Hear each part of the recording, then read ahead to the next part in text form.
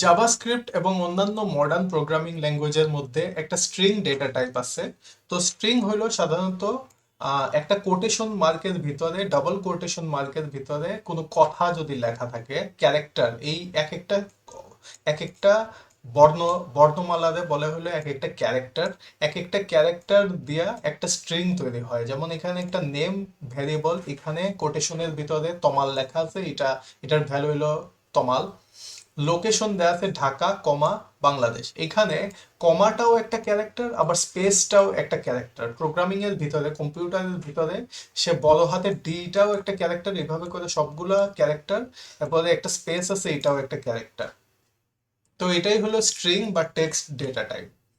তো তুমি ইচ্ছা করলে একটা সিঙ্গেল কোটেশন মার্কও দিয়ে ইউজ করতে পারো। যেমন এখানে যেমন দেওয়া আছে double quotation mark, double quotation মার্কের ভিতরে লেখাটা তুমি ইচ্ছা করলে সিঙ্গেল কোটেশন মার্কের ভিতরেও ইউজ করতে পারো ক্ষেত্র বিশেষে। তো অনেক সময় আমাদের ডাবল কোটেশন ইউজ করতে হয়, কারণ আমি ভিতরে একটা সিঙ্গেল কোট ইউজ করতে চাই। যেমন লেখা হ্যালো আই এম তমাল, এখানে এই সিঙ্গেল কোটেশন যেটা, এটা একটা অ্যাপোস্ট্রোফিস এর কাজ করতেছে। তো যেমন let greeting, greeting hello I am Tamal. তো তুমি ডাবল কোটেশনও ইউজ করতে পারো অথবা সিঙ্গেলও ইউজ করতে পারো, কিন্তু তোমার সবসময় খেয়াল রাখতে হবে তুমি যাতে এটা মিক্স না করা হতেছো। তো তুমি আরেকটা জিনিস খুবই ইন্টারেস্টিং দেখায়, যে তুমি যদি একটা নাম্বার কোটেশনের ভিতরে দাও, যেমন এর আগে তুমি জানো যে এই নাম্বারটা হলো, এটা একটা নাম্বার ভ্যালু 2004।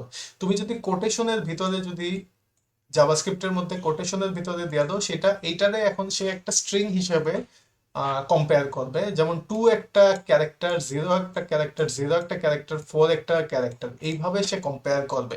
কিন্তু যদি তুমি কোটেশন না থাকতো, তাহলে সে পুরা 2004 একটা নাম্বার মানে একটা সংখ্যা হিসাবে ধরতো।